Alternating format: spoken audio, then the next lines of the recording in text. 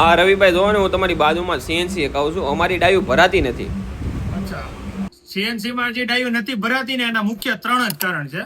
એમાં છેલ્લું કારણ છે ને એ બહુ મહત્વનું છે. પહેલું કારણ એ છે કે જે સીએનસી માં ડાય તમે ચડાવો ને અને પછી પ્લસ ડાય પૂરી થઈ જાય ને ત્યારે તમારે ખાસ જોવાનું છે કે ડાયની પાછળ ક્યાંય કચરું ન રહેવું જોઈએ.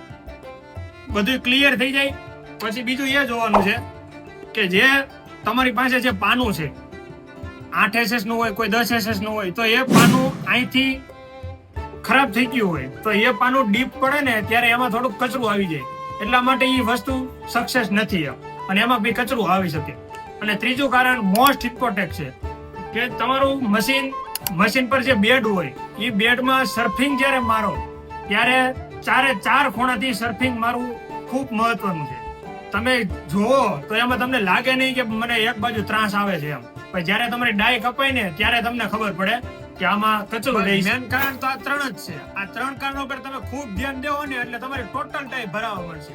તો આવી નવી માહિતી જાણવા માટે અમારો ન્યૂ ઉપર સીએનસી નું પેજ ફોલો કરો, લાઈક કરો, શેર કરો અને કોમેન્ટ કરો.